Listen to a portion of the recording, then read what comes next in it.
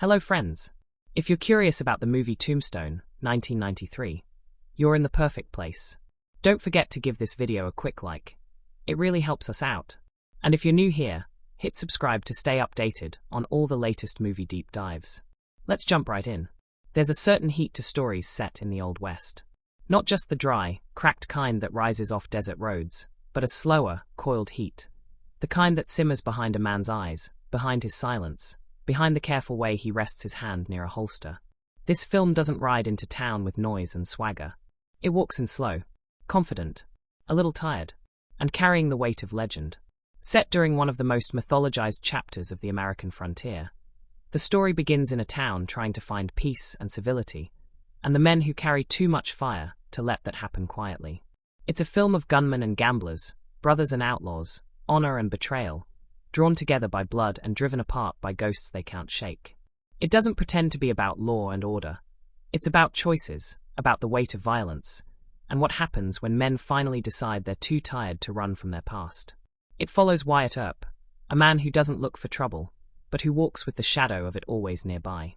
Retired from law enforcement, hardened by years of hunting outlaws and laying down justice, he arrives in a growing town with his brothers, Virgil and Morgan, hoping to build something quieter. They aren't looking to stir things up. They're looking for peace, prosperity, and maybe a little piece of land to call their own.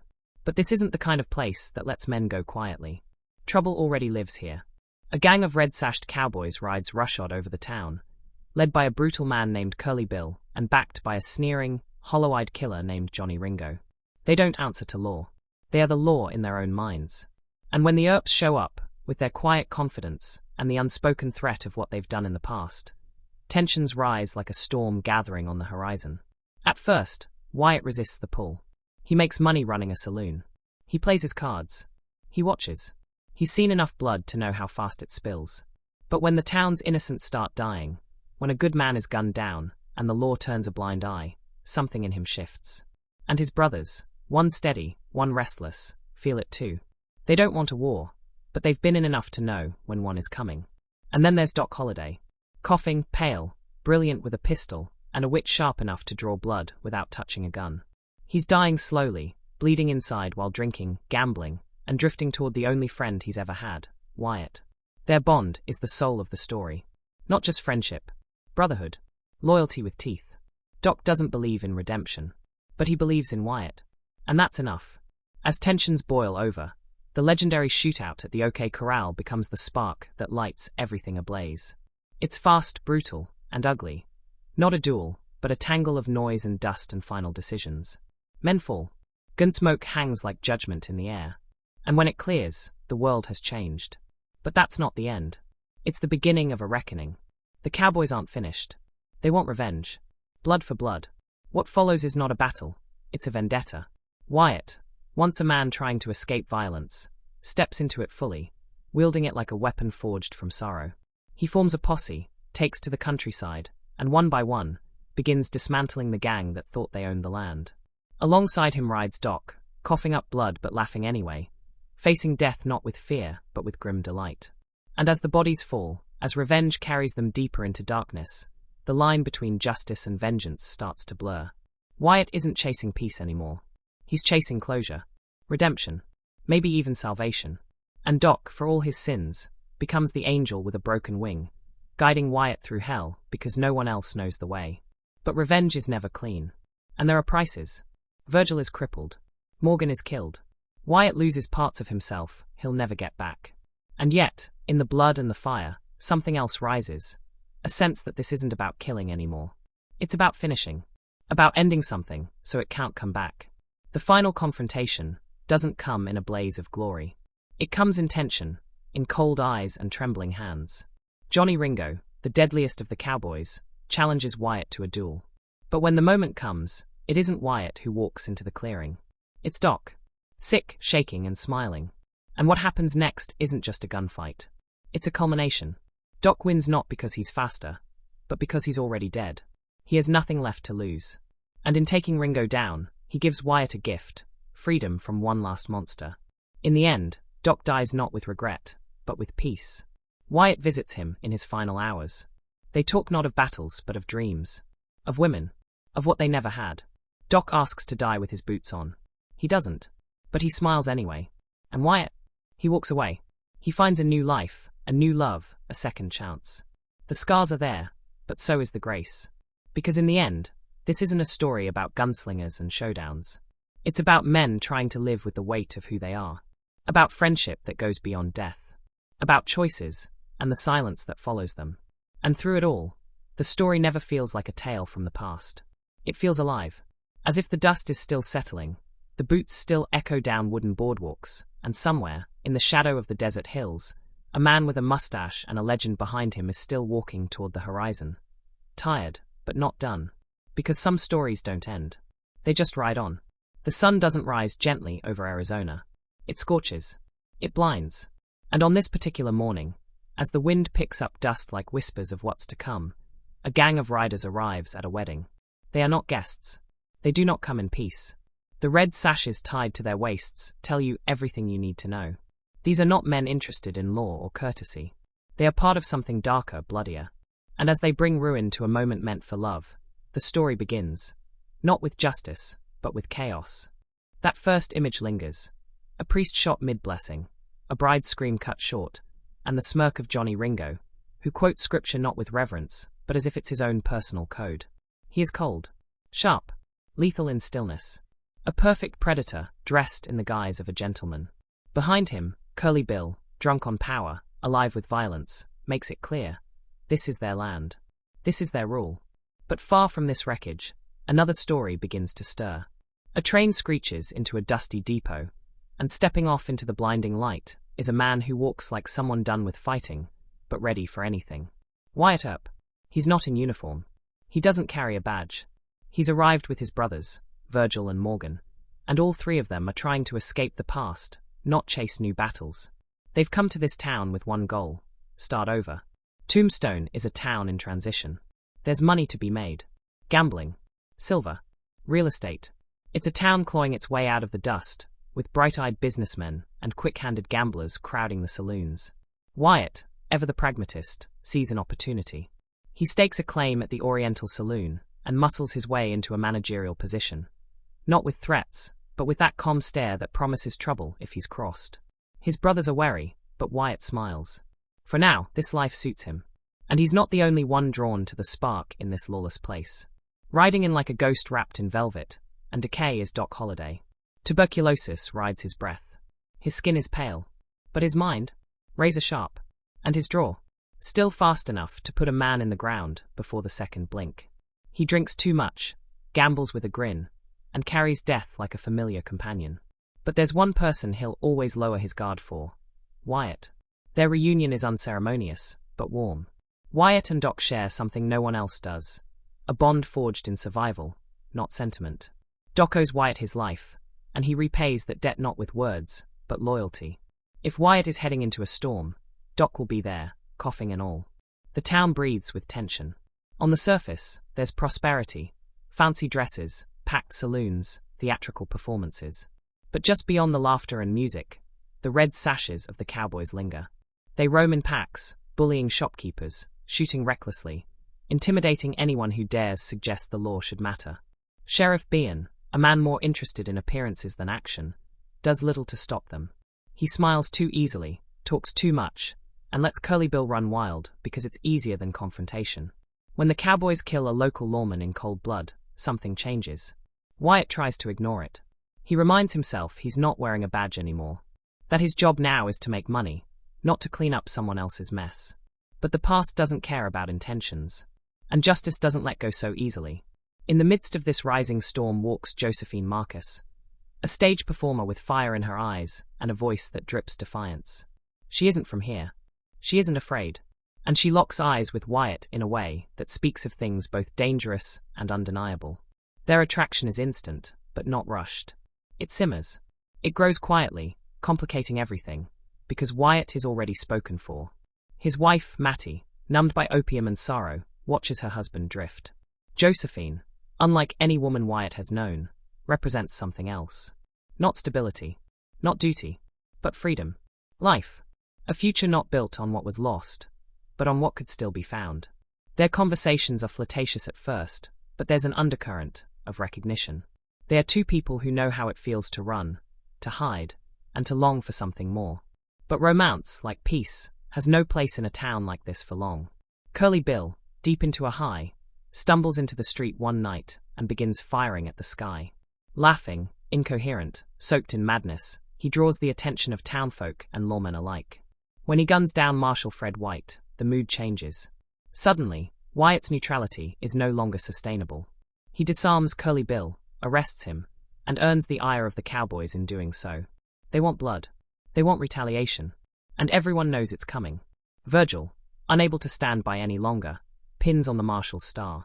He believes the law matters. He believes someone must stand between the innocent and the wolves. Morgan follows him. Wyatt doesn't. Not yet. He watches his brothers with a storm behind his eyes. He still wants peace, but the town is pushing him to war. The tension coils tighter. The cowboys ride more boldly. They flash their sashes like flags, daring the Earps to act. Doc watches from the sidelines, half drunk and fully aware that the match has already been struck. He tells Wyatt that there's no running from this, that the past they tried to bury has followed them to Arizona, and it's hungry. And then comes the moment that history would immortalize, the standoff at the OK Corral. It doesn't begin with grand speeches or slow-motion theatrics. It begins with grit, with determination, with three brothers and one dying gambler walking down a narrow street, knowing full well they may not walk back. The cowboys wait at the lot, armed, ready. The Earps approach, each footstep louder than the last. Wyatt tells them to drop their weapons. They don't. And suddenly, the silence shatters. Gunfire erupts in a blink. Smoke chokes the air. Screams tear through the streets. It isn't choreographed. It's raw. Confusing. Men fall. Glass shatters. Dust swirls. And when it's over, the world tilts. Friends are dead. Enemies wounded. The town reels. Wyatt doesn't celebrate. Virgil is wounded. Morgan is shaken. And though they walked away with their lives, something else was lost in the fire. Whatever peace they hoped to build is gone. The line has been crossed. The war now is personal. And none of them, not Wyatt, not Doc, not even the cowboys, can turn back. The aftermath settles like ash. Revenge stirs in the hearts of the men in red. And Wyatt, he stands alone at the edge of a storm he didn't start. But he's already preparing to finish it. Night falls over the town not as darkness, but as a shadow of grief. The gunfight is over, but the echoes remain. Wyatt stands beneath the flickering glow of the saloon's lanterns, his coat heavy with dust, his eyes distant. The law, once a badge worn with pride, now weighs like a curse. Virgil lies in pain, his arm shattered. Morgan, ever the idealist, tries to find the light, but even he seems dimmer. The town watches them from behind curtains and broken windows, silent witnesses to what happens when peace is built on powder and pride. Then the silence breaks.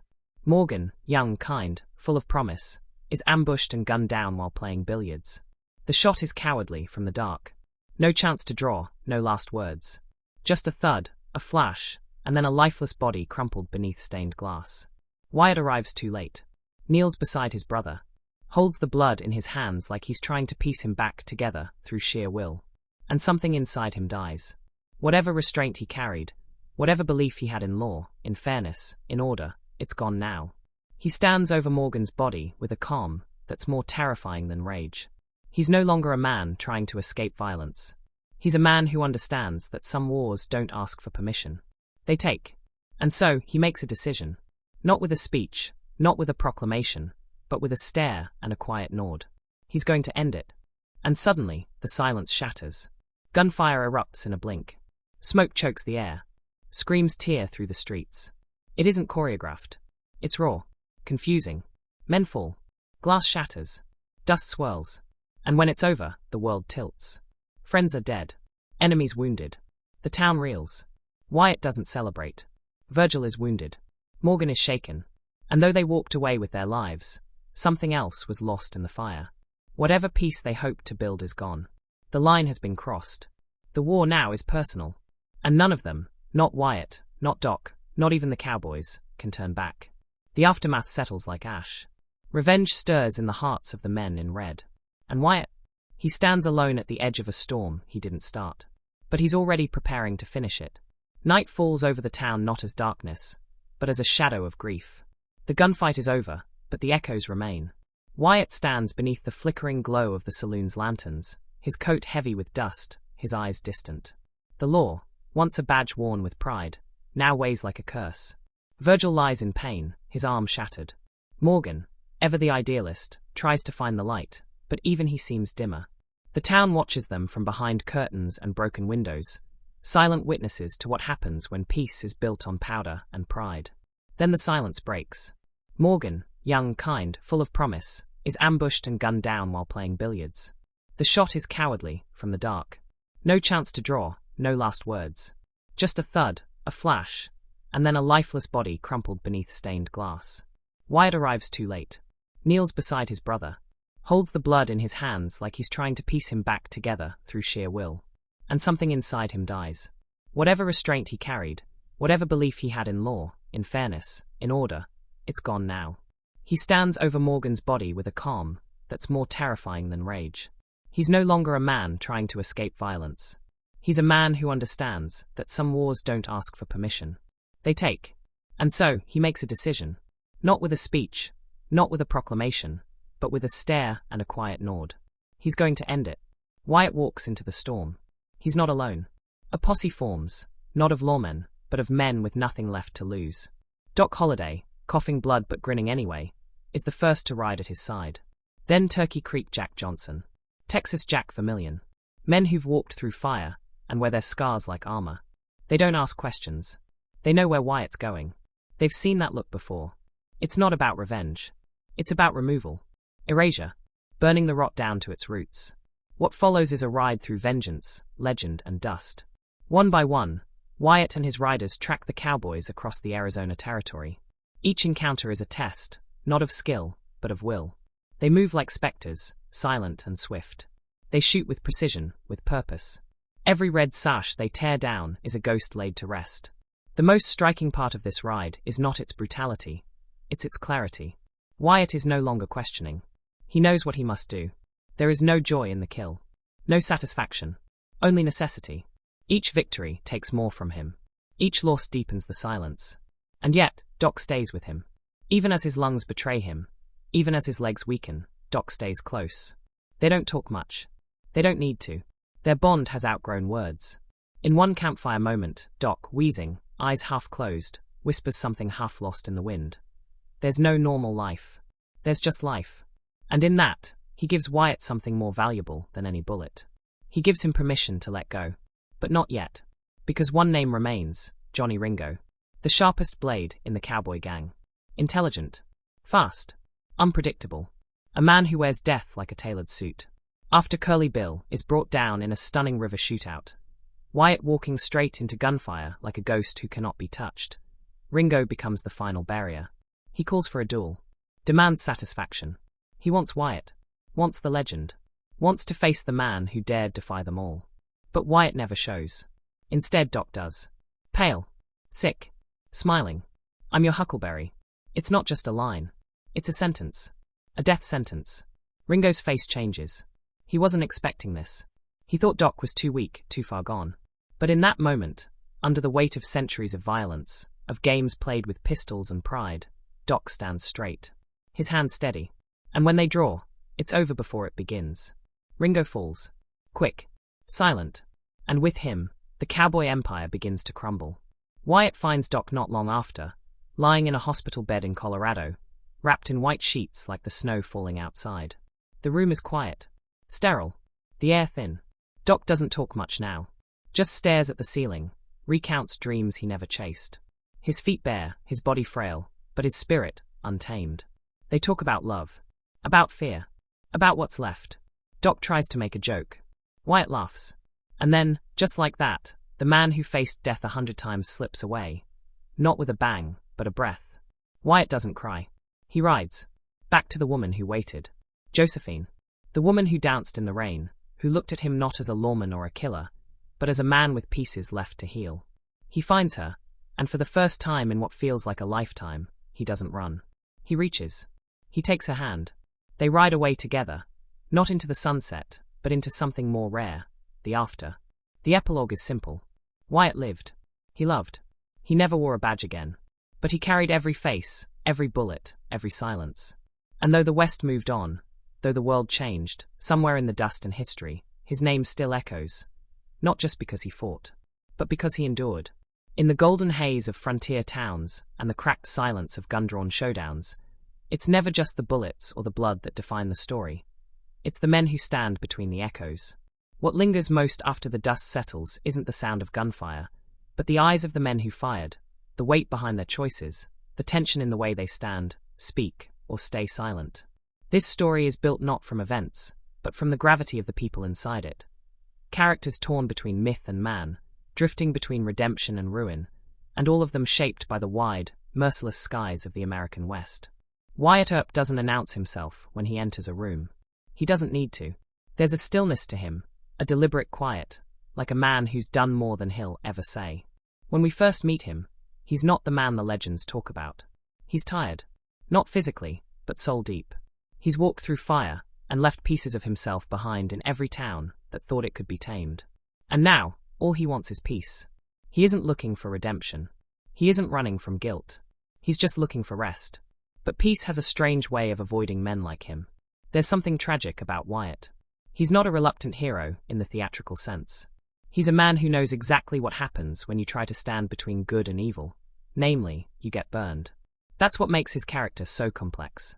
He's not naive. He doesn't believe in fairy tale justice.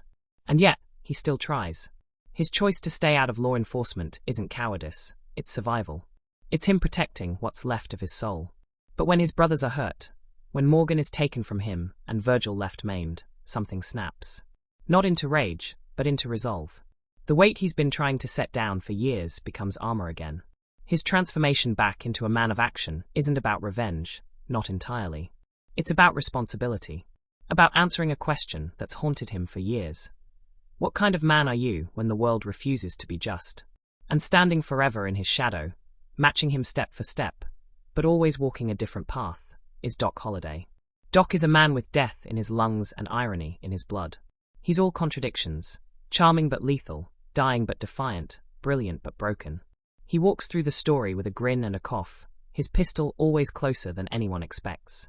But beneath the alcohol, beneath the sarcasm, is a man carrying more pain than he'll ever admit. What makes Doc unforgettable isn't just his wit or his draw. It's his loyalty. A loyalty so fierce it borders on holy.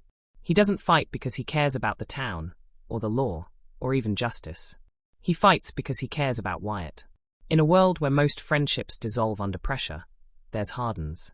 It's unspoken, unshakable, and in many ways, the true love story of the film. Doc is the soul's mirror to Wyatt's conscience. Where Wyatt questions his place in the world, Doc already knows his. Damned, but not defeated. He walks toward death with his head high, not because he's fearless, but because he's already made peace with the cost. When he faces Johnny Ringo, it isn't just a duel, it's a final act of love. A way to protect Wyatt from the one thing that could kill him. Himself. And what of Virgil and Morgan? They're not just side characters. They are the pieces of Wyatt's moral compass, the anchors to the man he tries to be. Virgil is older, steadier, a man of principle even when it hurts. When he puts on the marshal's badge, it's not a grab for power. It's a quiet declaration. Someone has to stand up. Even if the town turns its back. Even if the cost is unbearable. He represents the kind of integrity that doesn't announce itself, but radiates. When he's shot, his arm shattered, he doesn't complain. He carries it. Like everything else. Morgan, the youngest, brings a softness that the others have lost. He believes in hope. In laughter. In the idea that maybe, just maybe, they can find something good in this place. He plays billiards. He teases. He smiles in a way that makes you forget, for a moment, how cruel the world around them is. And when he dies, it's not just a tragedy, it's a breaking point. Not just for Wyatt, but for the story itself. The light goes out. The ride begins. On the other side of the line stand the cowboys. Red sashes. Smirking faces. Men who kill without hesitation and live without conscience. But among them, two stand out. Two men who are more than just villains. Curly Bill is chaos personified. Loud. Unpredictable. He doesn't scheme, he erupts. One moment laughing, the next shooting a marshal in the street. He isn't smart, but he's dangerous. Because he doesn't care. That kind of detachment makes him the perfect storm. One that can only be ended, not reasoned with. Then there's Johnny Ringo. The dark twin of Doc Holliday. Educated. Cold. Lethal. He's the only character in the story who feels like he enjoys the violence. Not because it thrills him, but because it completes him. He's searching for something, meaning, a worthy death, a purpose he can't name. His showdowns aren't about honor. They're about identity. And when he's finally bested, it isn't just a loss. It's a release. As if he knew all along that only Doc could end him, because only Doc understood him. Among the women, Josephine Marcus stands in sharp contrast to the grit and blood of the men around her. She isn't fragile. She isn't decorative. She's alive. Untamed. The only person in the story who challenges Wyatt not with violence, but with possibility. She sees beyond the scars. She doesn't ask for answers. She asks for truth. In a world built on masks and myth, she represents freedom. Not from duty, but from the past. And Mattie, Wyatt's wife, is a portrait of sorrow. She's not villainized. She's pitted. Numbed by laudanum, trapped in a love that died long before the story began. She fades slowly, like a candle burning through the last of its wax. Her presence is not loud, but it's essential. She reminds us that even the strongest men can't carry everything. That some battles aren't fought with bullets, but with silence. And that not every story ends with rescue. Together, these characters form a tapestry of contradictions and truths. They are legends, yes. But they're also tired men. Broken men. Hopeful men. They shoot. They ride. They bleed. But more than anything, they choose. They choose when to fight. They choose who to protect. And they choose, in the end, what kind of men they'll be remembered as. It's not the gunfights that make them unforgettable. It's the way they stand when the smoke clears. The story captured on film was only half the tale. Behind the dust-blown streets, smoke-choked shootouts, and iconic stares lived a production as chaotic, compelling, and legendary as anything that made it onto the screen. Making this western wasn't just about pointing cameras at actors in cowboy hats. It was a turbulent, near-mythical journey that swirled with backstage power shifts, surreal gestures, uncanny performances, and a devotion to authenticity so intense that it sometimes bordered on madness. It all began with a script. A dense, atmospheric, ambitious piece written by a man named Kevin Jarre. He knew what he wanted. He didn't just write the words, he wanted to live them. Initially hired to direct, Jarre was meticulous about detail. Too meticulous. He insisted on total historical accuracy, on period-appropriate costuming and dialogue down to every last, I reckon. It was a vision both admirable and overbearing. Actors would arrive on set unsure of blocking, of tone, of whether a scene would even be shot that day. Tensions flared. Time slipped through their fingers. Within weeks of principal photography, Jarre was quietly replaced. George P. Cosmatos stepped in. But in truth, another figure quietly guided the ship from the shadows. Kurt Russell. Though he never officially took over directing duties, he was the one who kept the film alive. Working closely with cast and crew, shaping scenes, pushing production forward. On days when everything seemed to unravel, it was Russell who held it all together. He didn't need the credit. He had the character. And what a character it was. He wore Wyatt up like a second skin, stoic, restrained, simmering with the kind of quiet resolve that could collapse a room with a glance.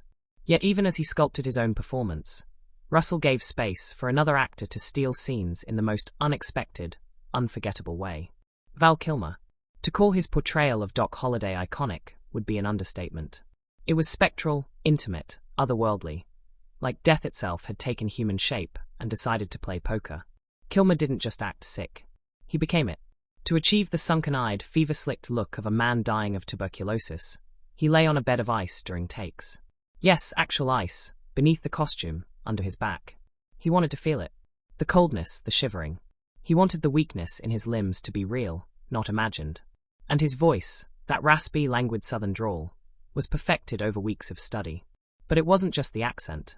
It was the rhythm, the sly pauses, the way his wit dripped like molasses, and then cut like a razor.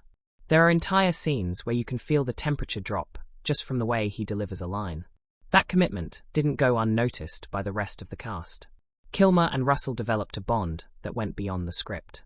One day after filming wrapped, Russell gave Kilmer something unusual. A burial plot.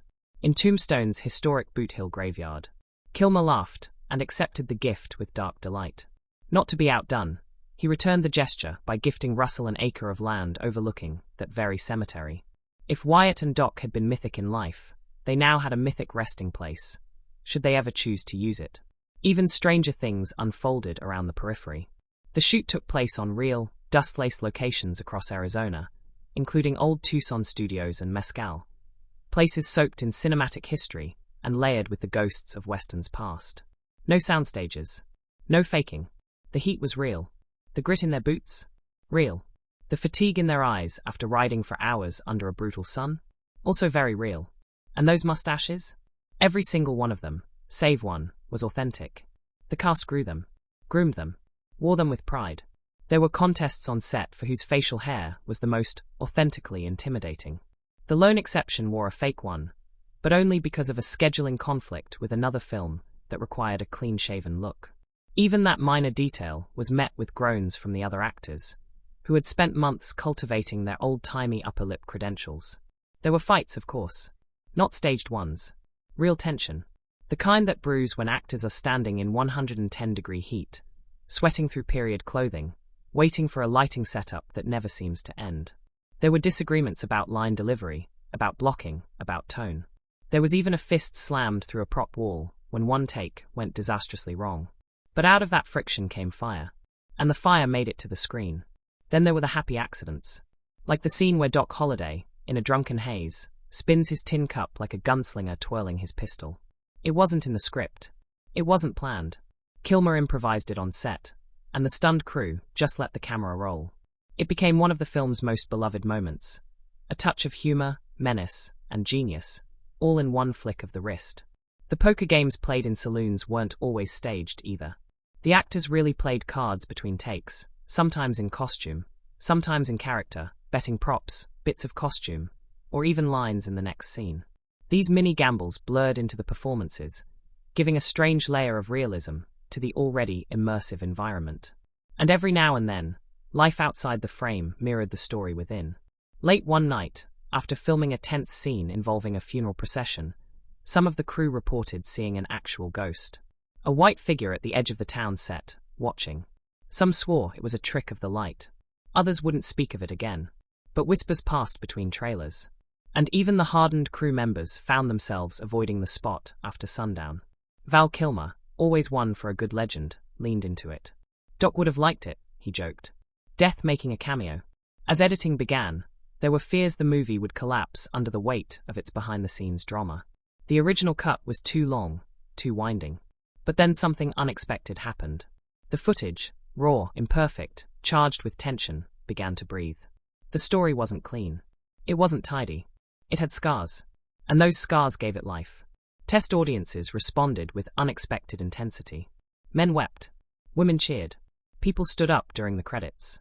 Not because it was a blockbuster, but because they felt like they'd seen something honest. Not history, exactly, but truth. Or something just close enough to it that it stung. The studio didn't know what to do with it. They underpromoted it. Released it quietly. Let it find its own way. And it did. Word spread. The quotes became scripture. I'm your huckleberry. You tell, I'm coming, and hell's coming with me. Whole generations picked them up, passed them down, etched them into the canon of American pop culture. What started as a turbulent production on the edge of collapse became one of the most beloved westerns ever made. Not because it was perfect, but because it wasn't. Because behind every frame was struggle, spontaneity, sweat. Because every line was delivered by an actor who'd fought to keep the film alive. Because somewhere, in the chaos of a film almost torn apart by its own ambition, a group of people found something worth fighting for. And they rode it straight into legend.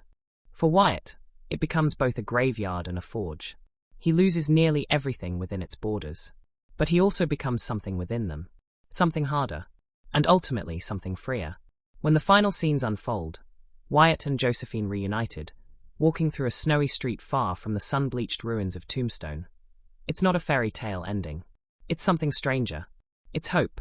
Not because everything is resolved, but because something new has begun. There's laughter. There's breath. There's no gun at his hip. From a critical perspective, it's the only possible resolution. You don't undo blood. You don't erase myth. But maybe, just maybe, you learn how to live after it. The legacy of the film was built not just on style, not just on quotable lines or iconic shootouts, but on these moments, these small, unshakable glimpses of humanity beneath the dust and death. Critics praised it for subverting expectations, for giving its heroes flaws, for allowing its villains depth, for daring to let grief look like silence, for letting loyalty look like sacrifice. It is a film that wrestles constantly with its own genre. It wants to be a Western, but it knows the Western is dead. It uses its tropes, quick draws, brooding stares, barroom brawls, but it fills them with new meaning, with questions, with consequences. And in doing so, it doesn't just entertain.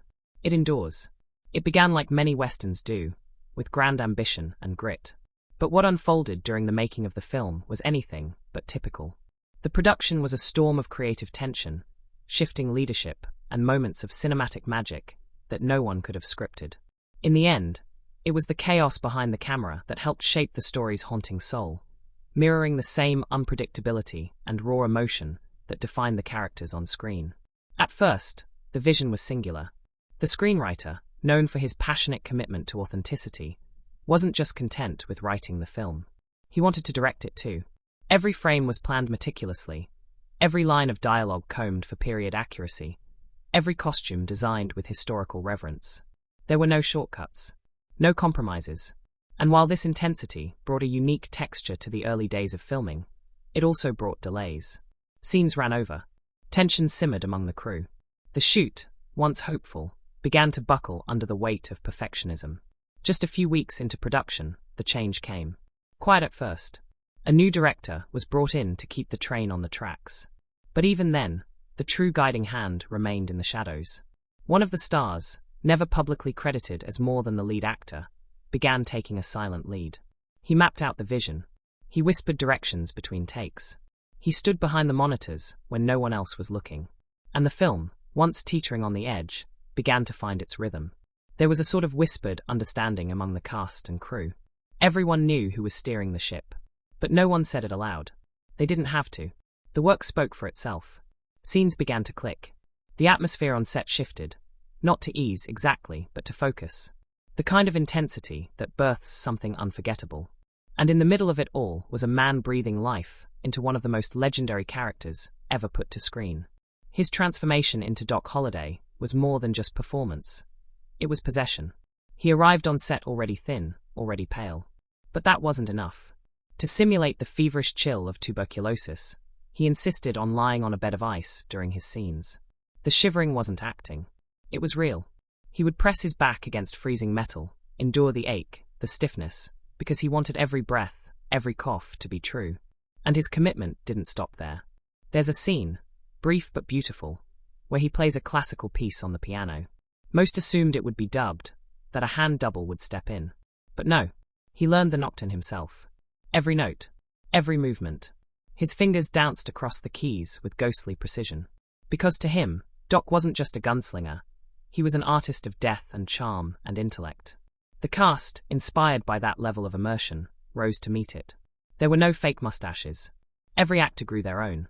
For weeks before shooting, the cast sported handlebars and chevrons and imperial whiskers, each more dramatic than the last. One actor, unable to grow his in time due to another role, wore a prosthetic, and was mercilessly teased for it by the rest of the cast, who took their facial hair as a badge of honor. The set itself was a character. Filming took place in real, breathing western towns, old Tucson and Mescal, where the sun scorches the earth and the wind never stops whispering. These weren't manicured backlots. They were places soaked in dust and legend. The saloons smelled of old timber and sweat. The air was filled with the sounds of boots on wooden planks, horses snorting in the distance, and the hum of a crew trying to catch lightning in a bottle. Between takes, the cast would linger in character. Not as a performance, but out of habit. Conversations would bleed from script to real life. Poker games broke out using real cards, real money, real tension. One night, after a long day of shooting a funeral scene, the crew gathered around a fire. No one spoke. They just sat in silence, still carrying the weight of what they had filmed. The line between story and reality blurred. There were pranks, too. On one particularly grueling day, after hours in the sun wearing heavy wool costumes, one actor switched everyone's water bottles with sarsaparilla. It was a harmless joke, sticky, sweet, and met with half-hearted groans and smirks. Another time, two extras riding through a scene fell off their horses in synchronized fashion, completely unplanned. The director loved it so much, he kept the shot. One day, during a shootout sequence, a horse panicked and ran straight through set, toppling a lighting rig and narrowly missing the camera. No one was hurt, but the tension in the air turned to laughter as the horse trotted away like it owned the town. The moment was a reminder: this wasn't a controlled environment. This was the Wild West, in every sense. Costume fittings became bonding rituals. The long coats, the boots, the vests, the hats, they weren't just wardrobe. They were armor. Each piece hand-selected, broken in, tailored to the actor's posture and presence. One actor refused to wear modern undergarments beneath his costume. He wanted to feel everything his character would have felt, chafing and all. There were days when shooting felt cursed. Rain would come out of nowhere, drenching the desert in a sudden flood. Equipment would break. Props would vanish. Once, a sandstorm blew through set mid-take, turning a conversation scene into a whirlwind of dust and hats flying. They res-hot it later, but some crew members swore the first take, chaotic and raw, was better. Meals were served in a makeshift mess hall. The cast and crew would sit together, plates piled with beans and cornbread, boots resting on benches, laughter echoing off adobe walls. It wasn't glamorous, but it was real. Like everything else about the shoot, it felt lived in. The friendships forged on set lasted long after filming ended. One of the most touching moments came after the wrap party, when the lead actor presented his co-star with a gift: a burial plot in Tombstone's Boot Hill graveyard. It was a joke, of course. One day, during a shootout sequence, a horse panicked and ran straight through set, toppling a lighting rig and narrowly missing the camera. No one was hurt, but the tension in the air turned to laughter as the horse trotted away like it owned the town. The moment was a reminder: this wasn't a controlled environment. This was the Wild West, in every sense. Costume fittings became bonding rituals. The long coats, the boots, the vests, the hats, they weren't just wardrobe. They were armor. Each piece hand-selected, broken in, tailored to the actor's posture and presence. One actor refused to wear modern undergarments beneath his costume. He wanted to feel everything his character would have felt, chafing and all. There were days when shooting felt cursed. Rain would come out of nowhere, drenching the desert in a sudden flood. Equipment would break. Props would vanish. Once, a sandstorm blew through set mid-take, turning a conversation scene into a whirlwind of dust and hats flying. They res-hot it later, but some crew members swore the first take, chaotic and raw, was better. Meals were served in a makeshift mess hall. The cast and crew would sit together, plates piled with beans and cornbread, boots resting on benches, laughter echoing off adobe walls. It wasn't glamorous, but it was real. Like everything else about the shoot, it felt lived in. The friendships forged on set lasted long after filming ended. One of the most touching moments came after the wrap party, when the lead actor presented his co-star with a gift: a burial plot in Tombstone's Boot Hill graveyard. It was a joke, of course, a darkly humorous gesture that both men laughed about.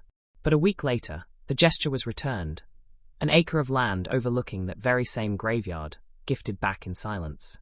A symbol of brotherhood, of what they'd shared. The film was not expected to be a massive hit. It had little marketing, no fanfare.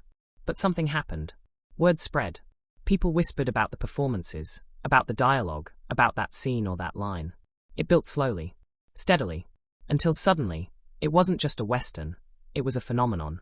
Even years later, people still quote it, still dress as its characters, still argue over who stole which scene. Fans visit the filming locations, take pictures beside the saloon doors, walk the same dusty paths. For many, it isn't just a film, it's a feeling, a memory. And behind that memory is a production filled with sweat and mistakes and small miracles. Where the camera sometimes shook because the ground was uneven. Where the wind ruined takes but gifted perfect shots. Where friendships were built not just from scenes rehearsed, but from hours spent in silence beneath desert stars. It wasn't easy. It wasn't perfect. But it was true. And in the end, that truth found its way into every frame. Every stare. Every line that burned its way into pop culture. Every moment that made audiences sit forward in their seats and feel, just for a heartbeat, like they too were walking the streets of a town built on grit, gunpowder, and stories. That's the kind of truth that can't be scripted. It has to be lived. The town rose from the desert like a spectre of time long gone. Its timbers dry and grey, its saloons leaning ever so slightly as though tired from the weight of all the stories they held. Here, in this expanse of dust and sky, a myth was brought to life, not through CGI or studio tricks, but through an intimate relationship with place. The setting wasn't a background. It was a pulse. Every creaking floorboard, Every gust of sand whispered something about who these people were and why their stories still matter. From the moment the cameras rolled, it was clear that the locations chosen weren't just stand-ins for history. They were extensions of it. The production team set their sights on Arizona, not merely for authenticity, but for the spiritual geography the land seemed to offer. Shooting in Mescal and Old Tucson, both storied, time-worn movie towns, meant that history clung to every boardwalk and hitching post. These weren't polished, museum-perfect sets. They were broken, sun-faded, real. In Mescal, the buildings were more skeletal than structured. The wind moved freely through open windows and unfinished walls. The saloon, a central heartbeat of the town, didn't just look the part, it felt lived in. When the actors stepped onto set, they weren't entering a constructed world. They were stepping into a memory, one soaked in whiskey and gunpowder. Old Tucson Studios offered a different flavor, more cinematic, layered with its own legacy. The crew knew they were walking in the bootprints of legends. Yet, instead of being overshadowed by that history, they let it breathe through the production. The streets became a stage for quiet tension and explosive showdowns. The buildings themselves framed the moral ambiguity the film explored. Justice and vengeance echoed off the same walls. Cinematography didn't simply capture these spaces, it translated them into mood. William A. Fraker painted with shadows. Morning light fell long and sharp across the dirt roads, casting silhouettes that stretched like omens. High noon burned everything in its path, creating a visual heat that made sweat bead on the brow and metal gleam with threat. Twilight, with its long golds and sickly blues, signaled endings, of days, of lives, of chances to do the right thing. The film lived in these moments of transition. The setting itself became a symbol of change, of decay, of a world on the edge of something new and dangerous. The camera lingered not on action, but on consequence. Faces in doorways, horses shifting nervously before a gunfight, dust curling through slanted beams of light. There was a patience to it, a reverence. This wasn't a rushed or restless West. It was slow, deliberate, and full of unspoken truths. Inside the saloons, lanterns bathed the walls in gold. Smoke coiled through the air like conversation. Shadows loomed and disappeared behind doors left half-closed. The lighting told stories of its own. Dim where secrets were kept, stark where justice was meted out. Rooms felt smaller when blood was about to be spilled, larger when dreams were just out of reach. One of the most striking elements was the attention to natural light. Scenes were timed to the sun. The cinematographer insisted on shooting during golden hour, that brief sliver of day when the world looks dipped in memory. It gave everything a softness, a kind of mournful beauty that undercut even the harshest violence. Gunfights looked less like choreography and more like the last desperate move of men who had run out of options. Costumes bled into the setting. The dark wool coats weren't just for style. They absorbed the desert heat, weighed the actors down, made them move like men burdened by their choices. Dust clung to boots, settled into the creases of pants, lived in the folds of hats. The actors didn't wear their costumes, they inhabited them.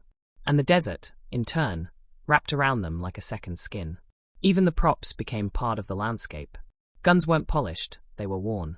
Holsters sagged. Belts creaked. Whiskey bottles had scuffed labels and corks that didn't quite fit.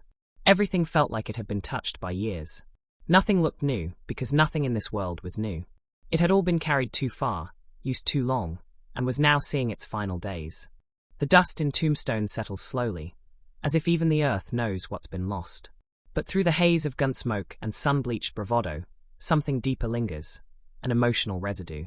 It's not just a Western, not just a story of vengeance, not even just a portrait of American myth. It is a character study woven into a meditation on legacy, honor, decay, and the weight of violence. And from a critical lens, its most impactful moments don't happen at high noon. They unfold in the pauses, the glances, the slow realization that for every act of justice, there is a cost, and that cost is almost always personal. The OK Corral gunfight is often held up as the centerpiece of the film, the inevitable clash that sets the world ablaze. But what makes it extraordinary is how uncinematic it is. There's no slow-motion ballet, no heroic soundtrack. The gunfire is messy, panicked, human. Men don't fall with grace. They stumble, they bleed, they die in the dirt. From a narrative standpoint, it's a turning point, but from a thematic perspective, it's a stripping away. It is not the climax. It is the revelation that there will be no peace. The brothers can no longer pretend. They are no longer men trying to escape their pasts. They are now part of the myth, whether they wanted it or not. What happens after that gunfight is, in many ways, more devastating. Morgan's death isn't a dramatic confrontation. It's sudden. A shot from the shadows while he plays billiards, an act of cowardice wrapped in inevitability. There's no duel, no face-to-face justice. Just a scream, a collapse, blood soaking into the floor of a quiet room. And this moment, more than any gunfight, becomes the film's emotional hinge. Wyatt's face, upon finding his brother, doesn't twist into rage. It falls into a kind of spiritual stillness. That kind of grief doesn't roar, it drains. And in that draining, something in Wyatt changes permanently. From a critical angle, this is where the film stops being about good guys and bad guys, about lawmen and outlaws. It becomes a study in moral exhaustion, of what happens when a man runs out of things to believe in, and is left only with what he must do. The vendetta ride that follows could easily have been an exercise in violence for its own sake. But instead, it is filmed like a funeral procession. Wyatt and his posse aren't hungry for blood. They are carrying something heavy. Each man they kill isn't a triumph. It's another weight on Wyatt's shoulders. The pacing slows. The lighting darkens. Even nature seems to mourn. Thunder rumbles. Horses kick up dust like ashes. This isn't justice, it's cleansing by fire. The showdown between Doc Holliday and Johnny Ringo is one of the most critical narrative and symbolic collisions in the story. It is not just two gunslingers facing off. It is two philosophies, two paths, two ends. Ringo is a man undone by his own darkness. He kills not for necessity, but for identity. He is what Doc might have become if loyalty hadn't saved him. When Doc shows up in Wyatt's place, it's not about revenge. It's about mercy. He's sparing Wyatt from a death that would mean nothing. Doc's final words to Ringo before pulling the trigger, mocking, elegant, lethal, aren't just bravado. They are an unspoken funeral rite. "I'm your huckleberry" is a death sentence wrapped in poetry, delivered by a man who's already halfway in the grave. When the shot comes, it's clean. But the real blow was struck long before. Ringo had already lost the moment he looked into Doc's eyes and saw no fear, no hatred, only inevitability. The way the film handles Doc's decline is worth deep reflection. In most westerns, the dying man gets a final blaze of glory. Here, Doc dies slowly, alone, in a sterile room. His last conversation with Wyatt is stripped of drama. There's no orchestral swell, no dramatic final gasp. He talks of regrets, of lost youth, of what he never had. And when he dies, it's not with a snarl or a smile, but with a sigh. A great silence folding inward. It's in that silence that the film reveals one of its most resonant truths. That even the most fearsome gunslinger, the sharpest mind, the most loyal friend, cannot escape the quiet end. And maybe that's what Doc feared most. Not death, but irrelevance. He went out fighting not for glory, but for memory. For Wyatt. For meaning. Critically, the dynamic between Wyatt and Josephine has often been viewed as a contrast to all this decay. She is brightness. She represents life, not in the abstract, but in the messy, complicated, sensual reality that Wyatt had shut himself off from. Their relationship is not just romantic, it is redemptive. She doesn't try to fix him. She tries to see him. And he, in return, begins to believe that perhaps there is something after the myth. Something human. Josephine's presence in the narrative doesn't erase the violence, but it reframes it. In a film consumed by revenge, grief, and myth-making, she stands quietly outside of that fire and says, "What if you stopped?" It's not a demand. It's a possibility. And for Wyatt, after everything, that's the most dangerous offer of all, peace. There's also a haunting motif that critics have highlighted, the idea of spectacle. In one of the most poignant scenes, Wyatt and Josephine watch a performance. Actors reenact tragedy while the audience claps and weeps.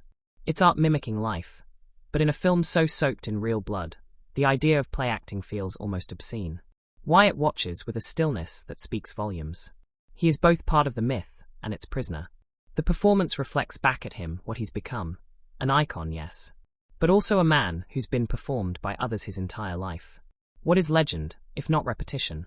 And then there's the town of Tombstone itself, a character in its own right. Critically, it's not just a setting. It's a crucible. A place where everyone comes hoping for reinvention, and ends up revealing who they truly are. The town promises prosperity, peace, a fresh start. And yet it devours those who believe in it. For Wyatt, it becomes both a graveyard and a forge. He loses nearly everything within its borders. But he also becomes something within them. Something harder. And ultimately, something freer. When the final scenes unfold, Wyatt and Josephine reunited, walking through a snowy street far from the sun-bleached ruins of Tombstone. It's not a fairy tale ending. It's something stranger. It's hope. Not because everything is resolved, but because something new has begun. There's laughter. There's breath. There's no gun at his hip. From a critical perspective, it's the only possible resolution. You don't undo blood. You don't erase myth. But maybe, just maybe, you learn how to live after it. Sound design enhanced this immersion. There was no overwhelming musical score, telling the audience how to feel. Instead, there were the subtle noises of life in an unforgiving place. The clink of spurs on wood, the distant bark of a dog, the thud of boots on packed earth. Wind moved constantly. It rattled shutters, swept through alleys, pressed coats against backs. It felt like a living thing, a reminder that nature didn't care who won or who lost. It would keep blowing just the same. And when the music did rise, it did so with restraint. Melancholic strings. Low, humming brass. Sounds that hinted at something fading, something already half lost. It wasn't triumphant. It was elegiac. As if the score itself were paying tribute to an era it knew was already gone. Every aspect of the film's visual identity leaned into this idea. That this was not the West as we wished it had been, but the West as it might have actually felt. Cracked. Sunburned. Fractured by violence and stitched together by reluctant duty. The use of framing, too, reflected this emotional geometry.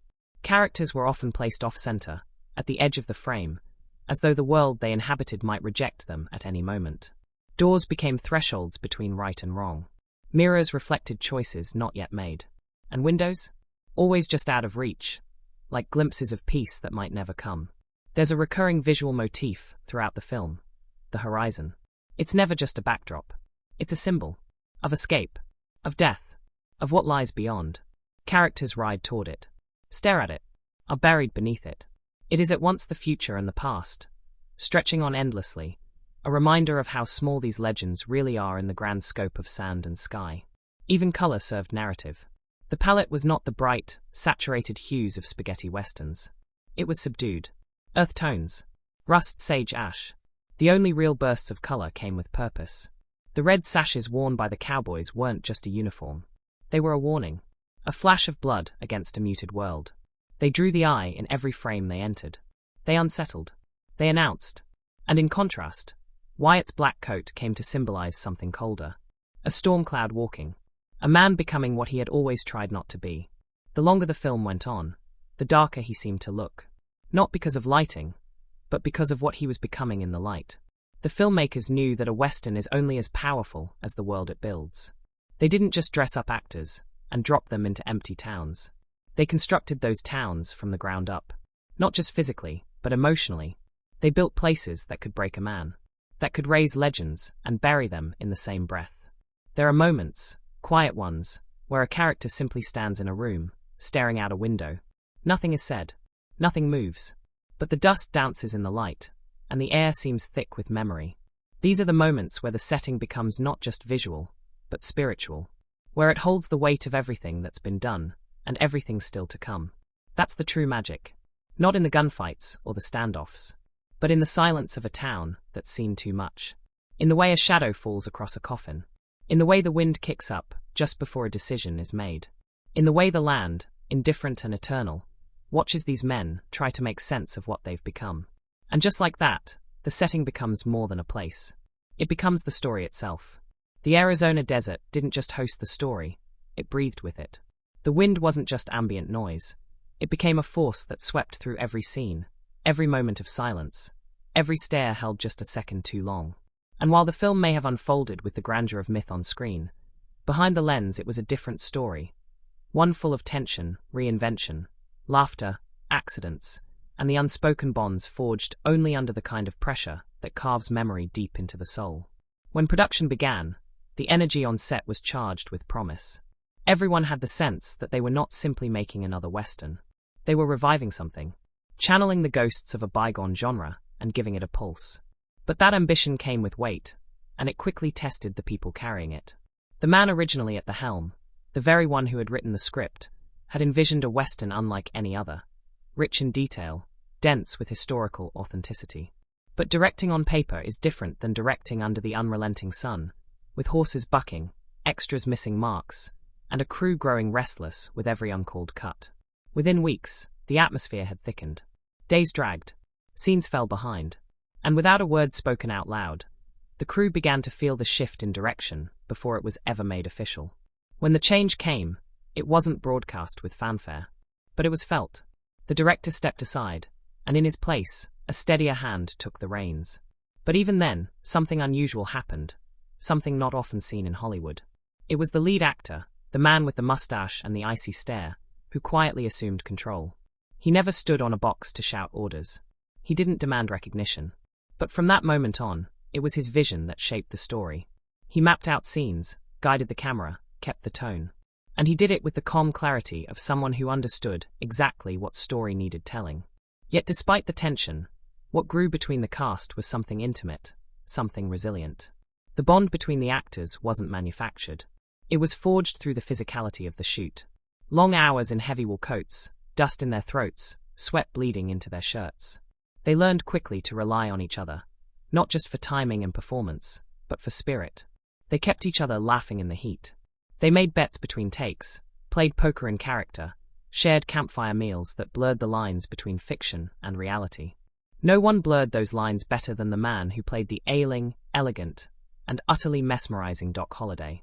He became the ghost in the saloon, the flicker behind the eyes, the one you couldn't take your gaze from. To achieve his gaunt look, he limited his food intake to the edge of concern. He lay on ice between takes, literally, to invoke the tremble and discomfort of a man rotting from the inside out. The shivers weren't added in post.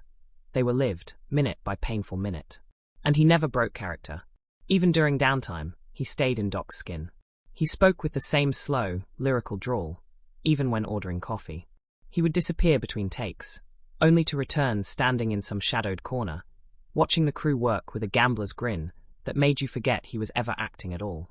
One of the strangest and oddly touching, behind-the-scenes stories came after the final scene had wrapped. The actor who played Wyatt, always composed, always steady, approached his co-star and handed him a deed. Not to a bottle of champagne or some ceremonial prop, but to a burial plot. In Boot Hill Graveyard. A twisted little joke. A perfect one.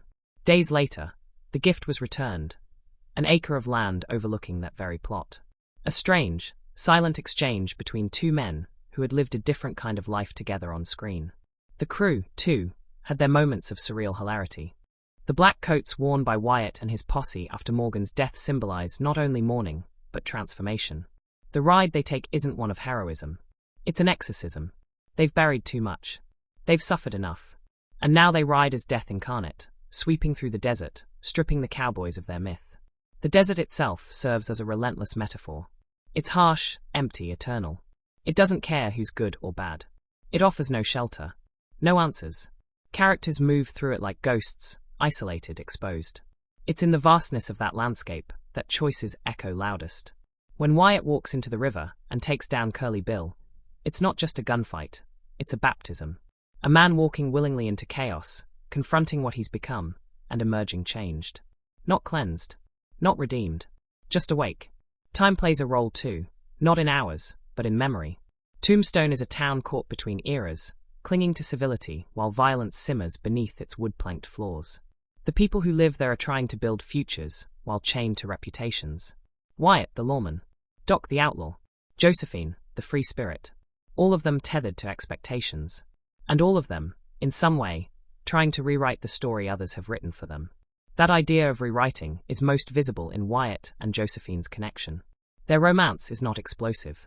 It's hesitant, soft, born in sidelong glances and half-finished conversations. She sees him not as legend, but as man. He sees in her not escape, but possibility.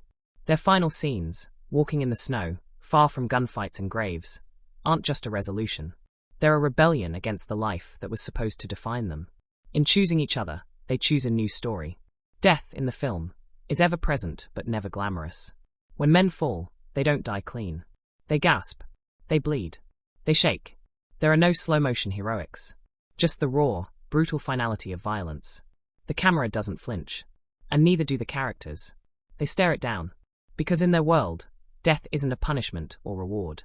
It's simply what comes next. The music adds its own layer of meaning, never dominating, but always lingering.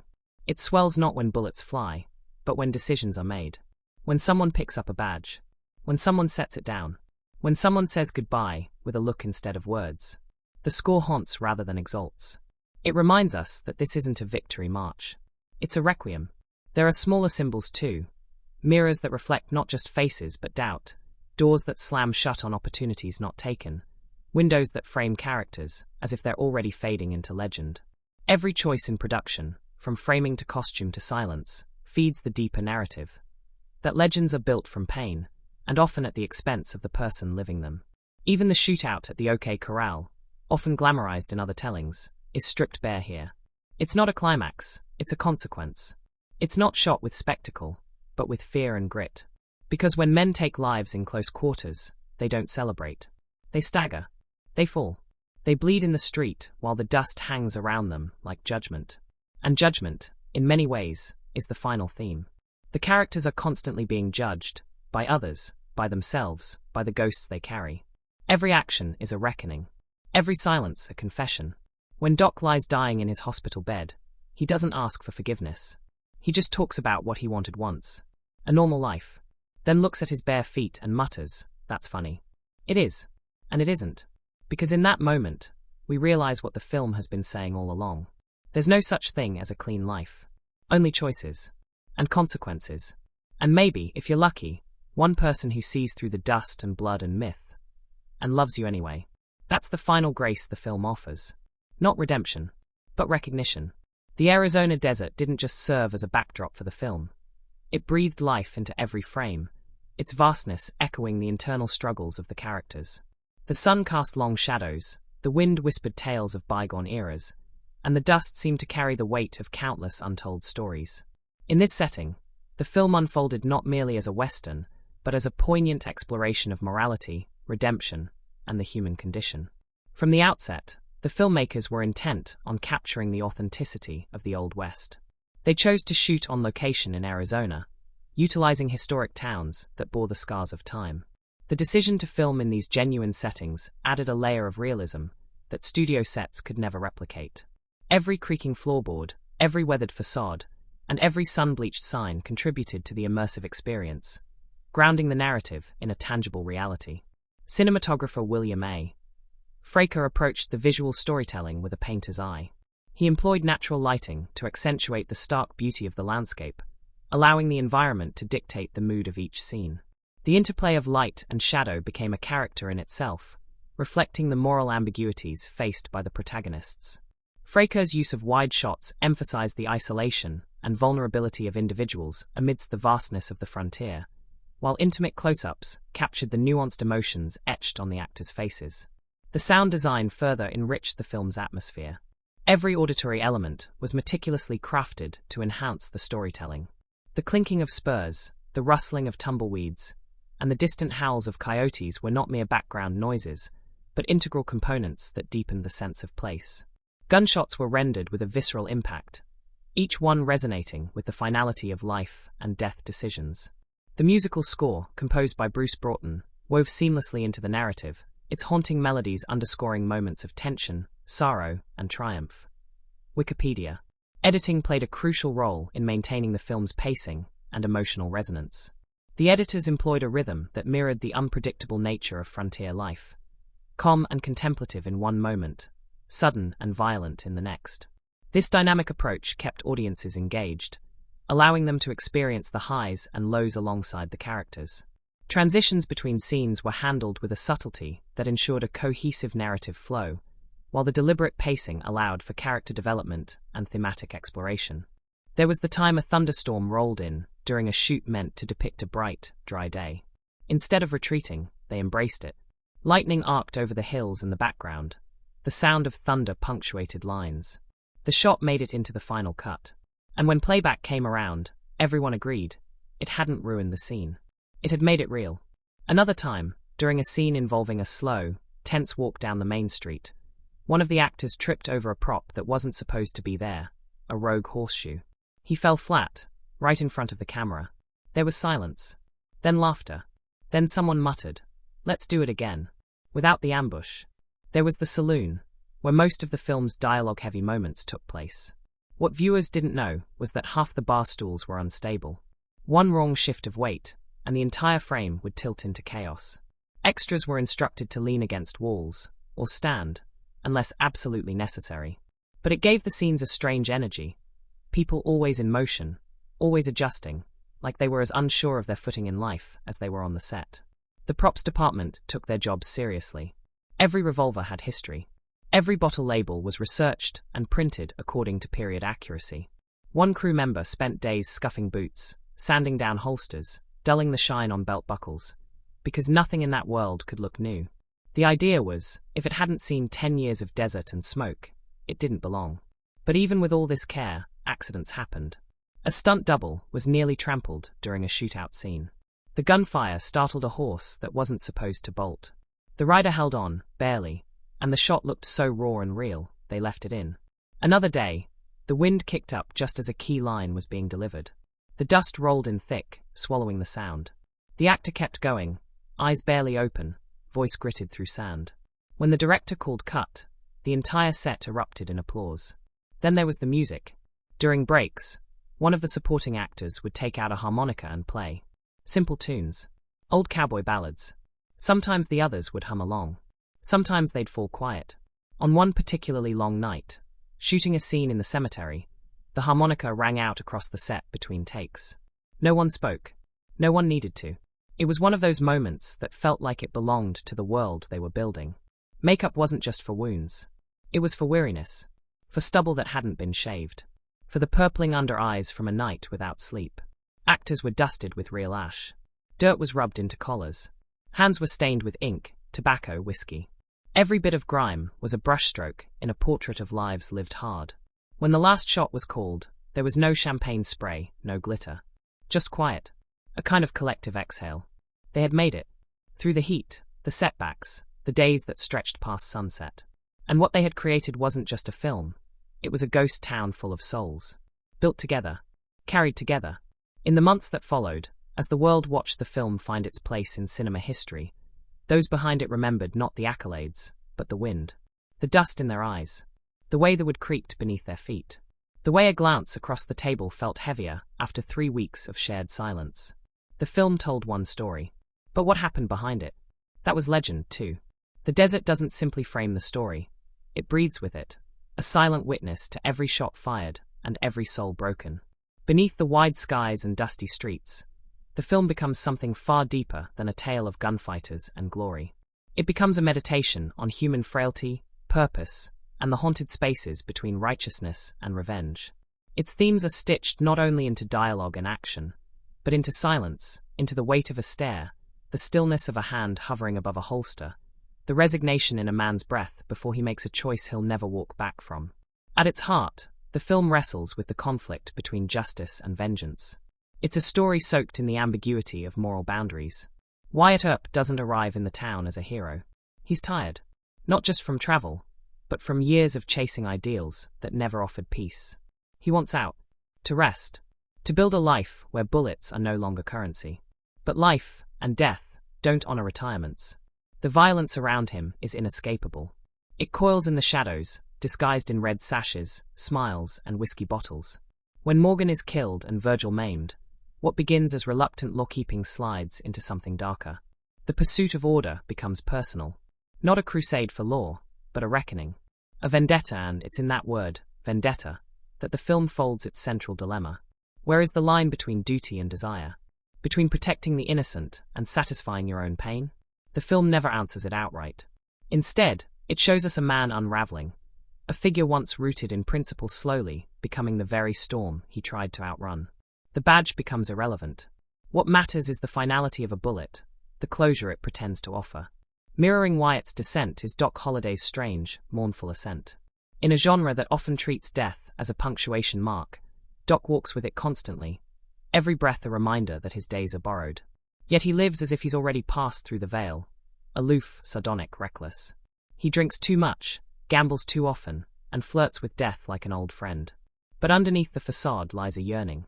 Not for salvation, but for meaning. And he finds it, not in redemption, but in loyalty. His relationship with Wyatt becomes the soul of the story. It's not just friendship. It's allegiance. A wordless understanding between two broken men who recognize in each other the same quiet ache. Doc doesn't fight because it's right. He fights because Wyatt would have done the same for him. And in that simple truth, he finds something worth dying for. His final act, confronting Johnny Ringo, accepting the duel that Wyatt might not survive, isn't bravado. It's sacrifice. A sinner carrying a burden, so a friend doesn't have to. That selflessness, that final breath of meaning, turns Doc into the film's unlikely moral center.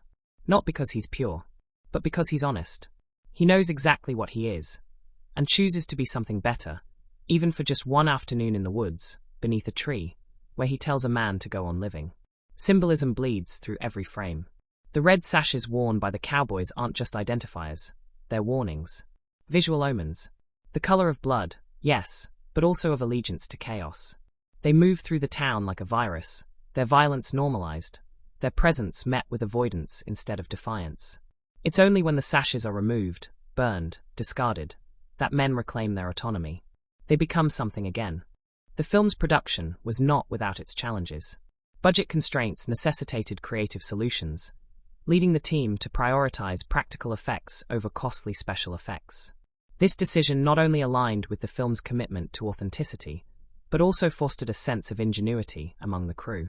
For instance, the use of period-accurate costumes and props required extensive research and collaboration with historians, ensuring that every detail, from the stitching on a jacket to the design of a revolver, was faithful to the era.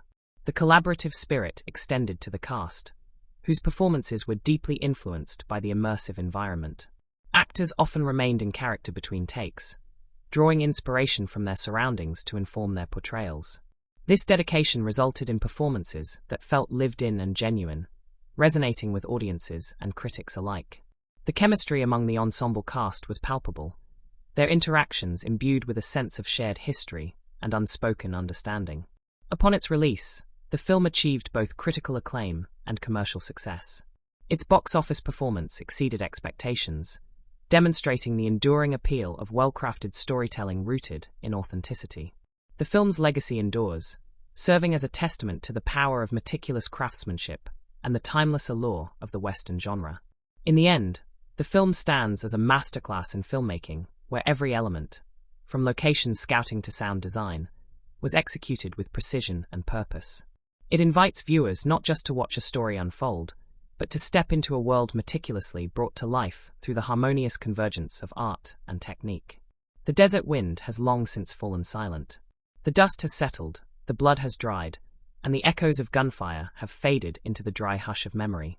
What remains is not just the story of men with guns, of outlaws and lawmen, but something older, deeper, a meditation on identity, mortality, and the myths we build to make sense of the pain we carry. The story may have begun as a Western, but by the time it ends, it has become a requiem for everything that draws us toward violence, and everything we hope might survive it. The film's power lies not in spectacle, but in restraint. It does not glorify death. It does not idolize revenge. What it does is show the quiet consequences, the cost that comes after the shots have been fired. Every look exchanged, every wound borne without complaint, every slow, heavy step through the streets of Tombstone tells a deeper story than any monologue ever could. And it is in that stillness, in that refusal to blink away the truth, that the story finds its soul.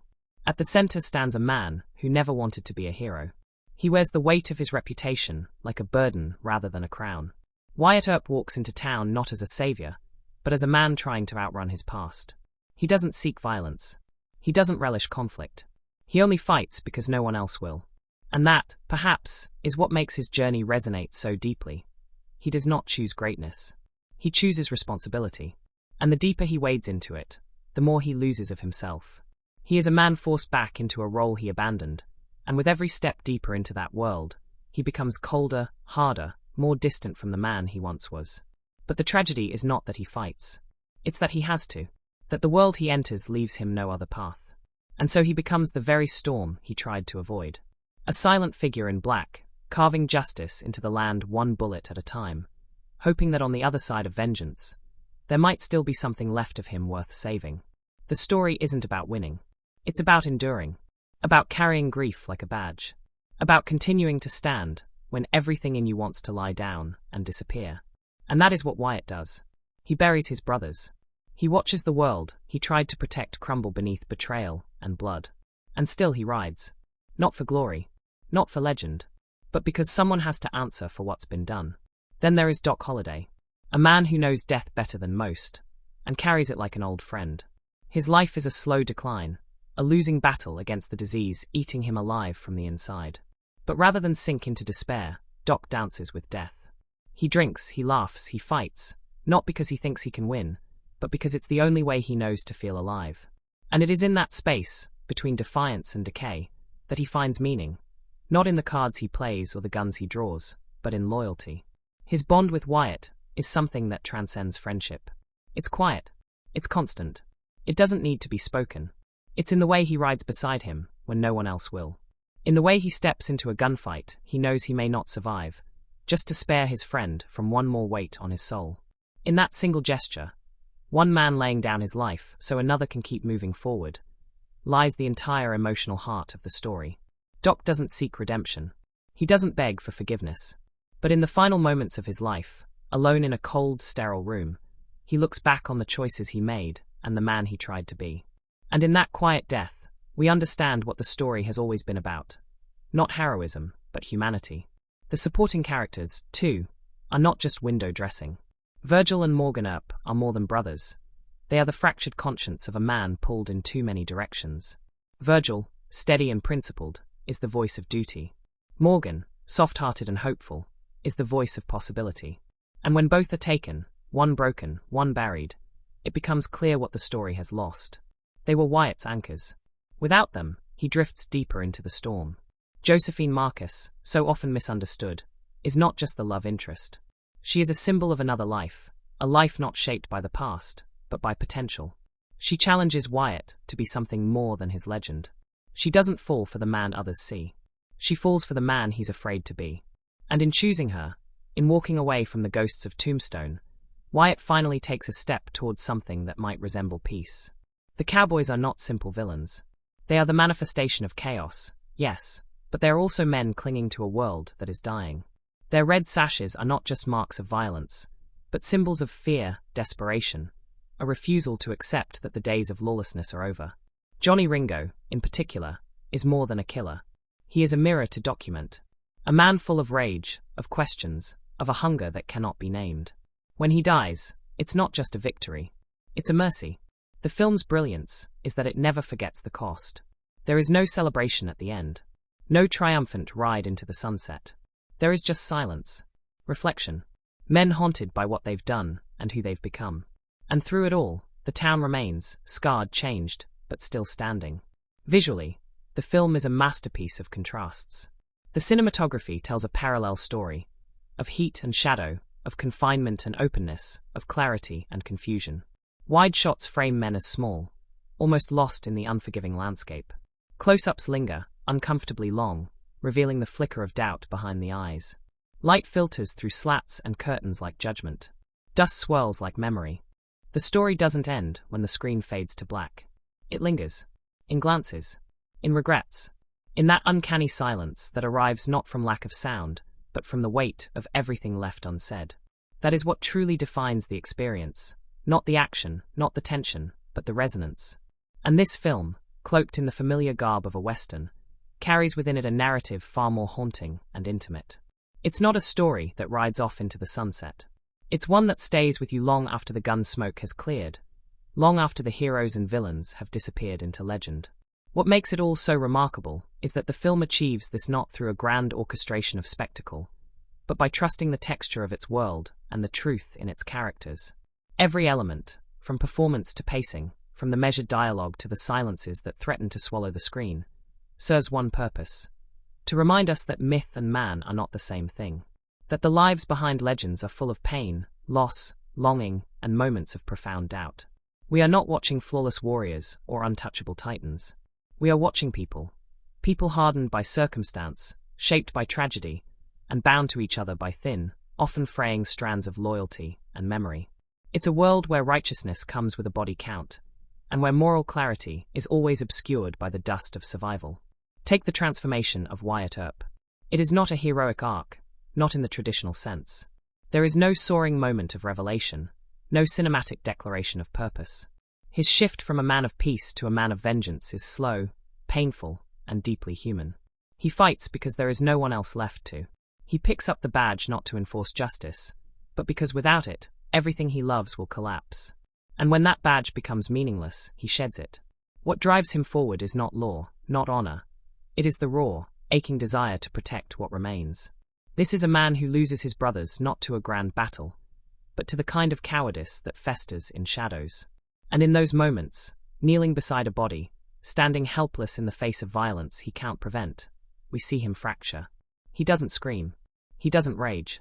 He simply carries it. And that burden, silent and unbearable, is what fuels his every step from that point forward. But for all his weight, for all his slow erosion into steel and silence, it is Doc Holliday who gives the story its pulse. Doc is dying from the moment we meet him. He walks with one foot already in the grave, and yet he lives more fully than anyone else. There is a ferocity in him, not born of hatred but of clarity. He knows what time he has left, and he uses every ounce of it to carve his name into something that will outlast the sickness inside him. He is not gentle. He is not easy to love. But he is real. There is something deeply poetic about the way he moves through the story, always on the edge of laughter, always on the edge of death. His loyalty to Wyatt is never questioned, never explained. It simply is. And in that bond lies the emotional marrow of the film. When he stands in Ringo's place, when he offers himself up to save his friend, it is not just bravery. It is love. Raw, quiet, unconditional love. Doc's final scene is not some swelling moment of redemption. It is quiet, lonely, honest. He lays in a hospital bed, stripped of his charm, of his cards, of his pistols. Just a man, staring at his own feet, murmuring a final line that holds all the tragedy of a life spent dancing with death. And yet, there is peace in that moment. A surrender. A small, devastating kind of grace. The town itself mirrors these characters in its silence. Tombstone is not alive. It is haunted. Haunted by the promise of prosperity that was never real. Haunted by the echo of footsteps belonging to men who never left. Every building leans, every doorway creaks. It is a town frozen at the edge of collapse, and yet it holds on, because the people inside it have no choice but to hold on as well. The cinematography doesn't embellish this. It reflects it. Light and shadow play constantly across faces, as though nature itself is uncertain of who should be cast in Hero's light. The skies are too wide, the streets too narrow. Even the angles are slightly off-center, reminding us that nothing here fits neatly into legend. Sound, too, is a character. The creak of wood, the rattle of a spur, the hush before a gun is drawn. These are not background details. They are the breath of the world. When violence erupts, it is sudden and jarring, and when it ends, it leaves behind not relief, but an ache. And in the moments where music does enter, sparse, mournful, restrained, it only deepens the weight of what's been lost. And yet, for all the darkness, the story is not hopeless. There is Josephine. She arrives not as salvation, but as invitation. She does not rescue Wyatt from his grief, but she stands beside it. She sees him not as a hero or a myth, but as a man who has suffered too much and trusted too little. Her presence is not loud. She does not plead. She simply waits, offers, suggests that maybe, somewhere beyond the blood and the silence, there could be a life. A real one. Their final scenes together are not grand gestures. They are tentative, fragile. Two people who have both lost too much, daring to believe in something small and honest. And when they dance, when they walk together through falling snow, it is not a fairy tale ending. It is a choice. To live. To try.